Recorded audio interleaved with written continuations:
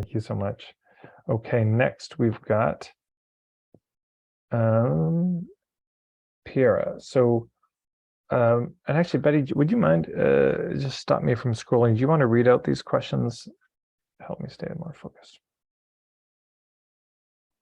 Yeah, sure. Pira, did you say? Pira Marie. So she says, what is your best advice on rebranding? I'm going a reinvention of sorts and changing many things to what I currently do and be and offer. So what's my opinion on branding? Kind of generally, is that the question? Yes, like how to make changes where I don't lose my existing market, and it's similar what I'm going to be doing, but it's different also. Okay, it's the wrong question. Okay. Yeah, because the question presupposes that there's something you can do where you won't lose people. If you're going to make a change, you're going to lose people. Okay. That's just a reality. That makes sense. Right. You know, right. you get together with somebody, you're both vegan, and then one day you're like, honey, I've decided to become a carnivore. They may leave. That may be it. Like, you know, well, the bigger the change is, the more likely it is that we might lose somebody. So that's just possible. So knowing that, is there another question that comes to mind? Maybe a more honed question. Well, I'd like to introduce what I'm doing that's different to these people. So maybe that's the question. How do I introduce my new offerings to my existing warm market?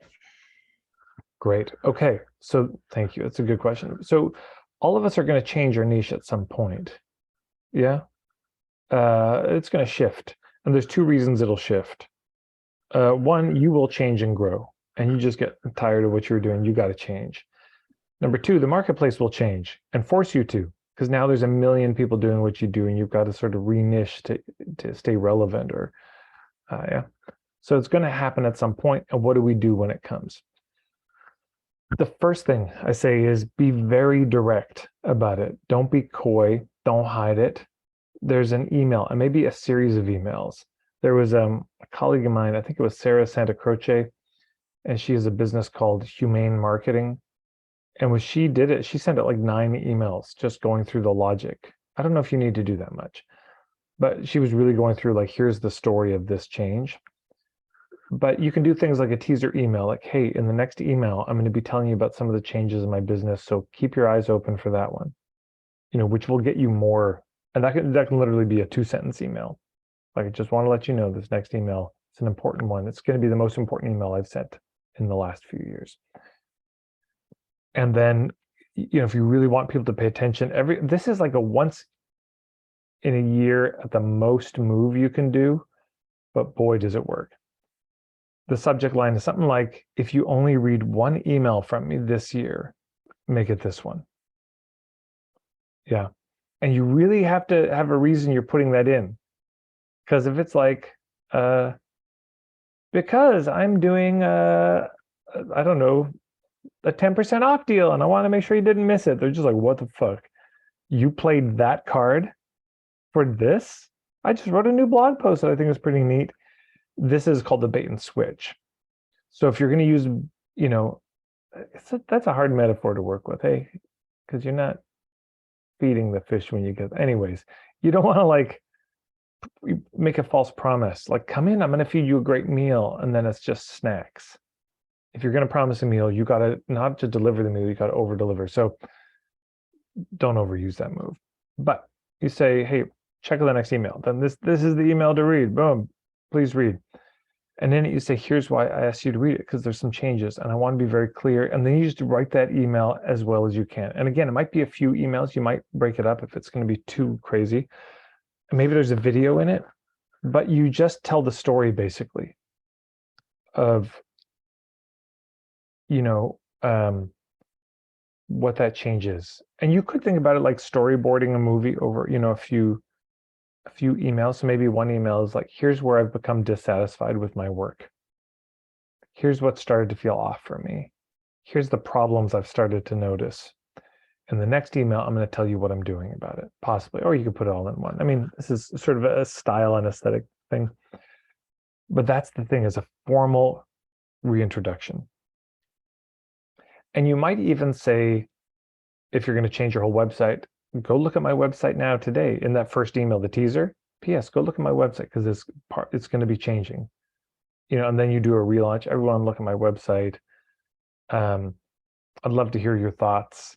And that I would probably do as a Facebook post or an Instagram post.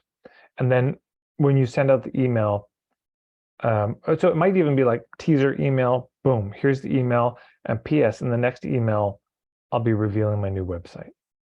And that email, though, when you ask people to comment, I would just encourage you to avoid asking people to email you directly, because one, that's a lot of emails in your inbox to deal with all of a sudden, all at once.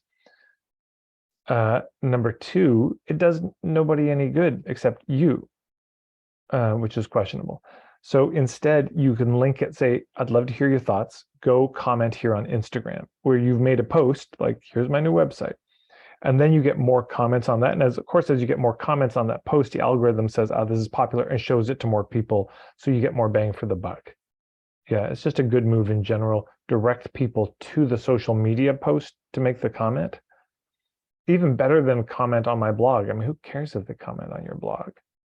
I don't know. Maybe, on Substack, maybe there's an algorithm there too, where then more people see your, I don't know. And maybe that's worth it. But so we do a very formal, explicit, no fuzziness. Don't be coy in this sort of thing. Don't try to be mystical and poetic in the language. Just be clear. Clarity before poetry every time. And then once you got the clarity, add poetry on top. Wonderful. But don't, substitute one for the other.